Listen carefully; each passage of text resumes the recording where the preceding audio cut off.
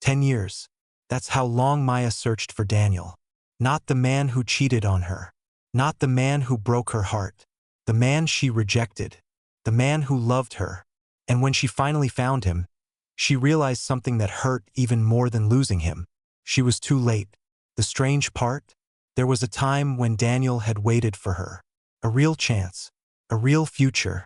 But Maya didn't know that then. Back then, she was in love with someone else. His name was Kelvin. And if you had met Maya during those years, you probably would have understood why she chose him.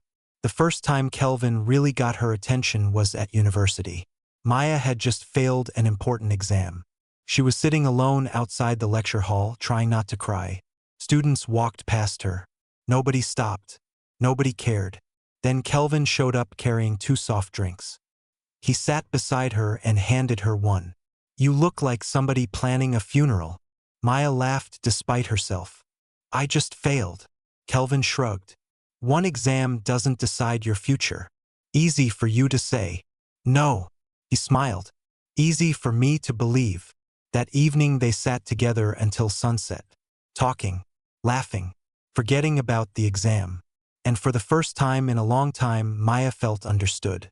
That was the Kelvin she fell in love with. The Kelvin she defended for years.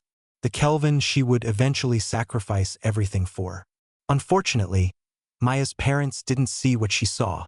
They wanted something different for their daughter. Someone stable. Someone established. Someone who could build a future. That's why they introduced her to Daniel. The meeting was supposed to be formal, respectful, maybe even romantic. Instead, Maya arrived 40 minutes late. No apology, no smile, no effort. She sat down and immediately said, "I love someone else." Most men would have been offended. Daniel wasn't. He simply looked at her and asked, "Does he love you?" The answer came immediately. "Yes." Completely. Maya smiled. More than anything. For a brief moment, something changed in Daniel's expression. A sadness. Gone almost instantly. Then he nodded. "I hope he protects your heart." The comment irritated her. "He doesn't need your approval." Daniel smiled. "You're right." The silence became uncomfortable. Good. That was exactly what Maya wanted. She leaned forward. "You should reject this marriage." Daniel folded his hands. "And if I don't?" Maya crossed her arms. "Then I'll make sure you regret it." Daniel looked at her for several seconds. Then he smiled. Not arrogantly, not confidently, almost sadly, like he already knew how this story would end. Try. Maya left that meeting feeling victorious. She had no idea she had just walked away from the man she would spend 10 years searching for. At first, life with Kelvin felt exactly the way she imagined. Whenever she doubted herself, Kelvin encouraged her. Whenever she felt overwhelmed, Kelvin knew what to say. Whenever she needed comfort, Kelvin was there. Or at least he seemed to be. Then one day something unexpected happened. Maya received a call from her university. Her outstanding tuition fees had been paid. Completely. Maya couldn't believe it. The first person she called was Kelvin. "You paid my fees?" There was a brief pause. Then Kelvin laughed. "Of course." Maya's eyes filled with tears. "Why didn't you tell me?"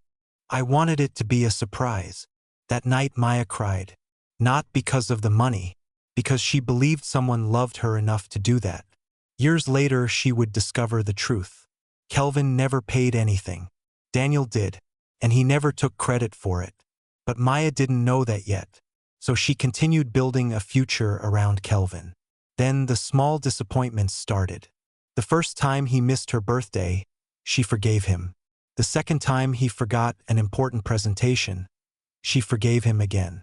The third time he disappeared for days without explanation, she defended him.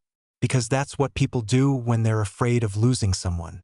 They turn red flags into excuses. One afternoon Maya walked into a pawn shop carrying the last gift her mother ever gave her. A gold necklace. The owner examined it carefully, then looked at her. "Family piece." Maya nodded. "My mother's." The old man immediately pushed it back. "Then don't sell it."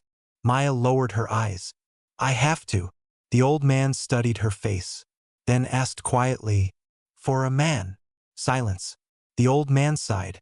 "This man you're selling memories for?" He paused.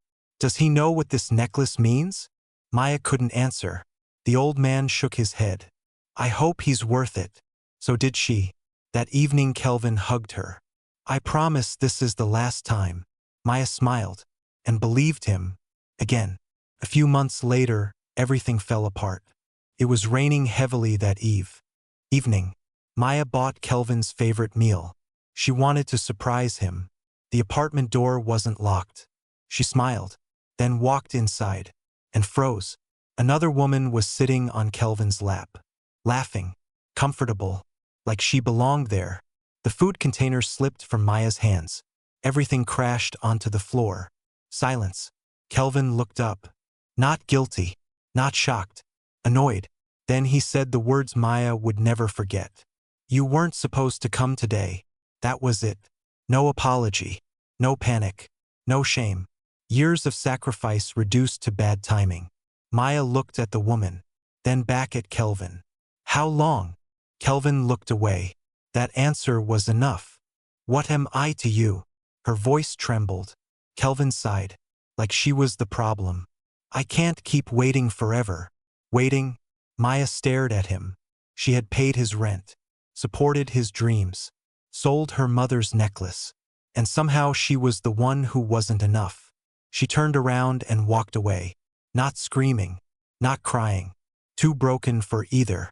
That night Maya sat beneath a streetlight while the rain poured around her. Cars passed. People came and went. Nobody noticed her. Hours later, someone sat beside her. Daniel. Neither of them spoke.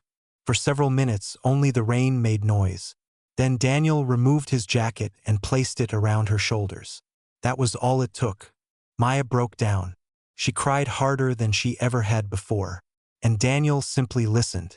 Eventually Maya looked at him. "Did you know?" Daniel closed his eyes. "Yes." Her chest tightened. "You knew he would hurt me?" Daniel nodded. "From the beginning." Pain turned into anger. "Then why didn't you stop me?" For the first time, Maya saw real pain in Daniel's face. "Do you think I didn't want to?" Silence. "Do you know what it felt like watching you choose him every day?" His voice cracked. "I wanted to tell you. I wanted to warn you. I wanted to fight for you." He looked away. "But you loved him." A tear rolled down his cheek. "If I warned you, you would have defended him. If I fought him, you would have hated me. If I tried to save you, you would have chosen him even harder." Maya stared at him, speechless. "I defended him." Daniel nodded. "I know. I chose him. I know. I wasted years." Daniel shook his head. "No." His voice softened. "You loved someone." Pause. "That is never a waste." Then Daniel said something Maya would remember for the rest of her life. "I couldn't protect your heart." Another pause. "But I could be there when it broke." And in that moment Maya finally saw him. Not the man her parents chose. Not the safe option. A man who loved her enough to stay. A man who asked for nothing.